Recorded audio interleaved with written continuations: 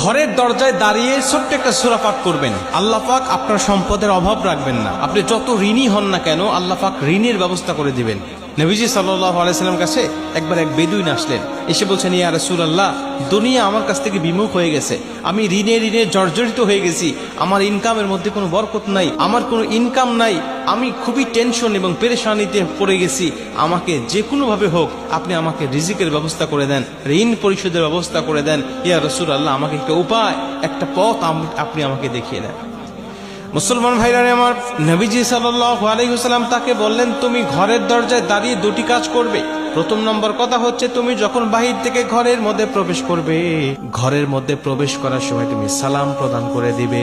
যেই ঘরে সালাম প্রদান করা হয়, ওই ঘরের মধ্যে আল্লাহ পাক শান্তি বর্ষণ করে দেন, ওই ঘরের মধ্যে আল্লাহ পাকের রহমত ঢেলে আসে, আল্লাহ পাকের কাছ থেকে রহমত আসে, বরকত আসে। তুমি তোমার ঘরের প্রবেশ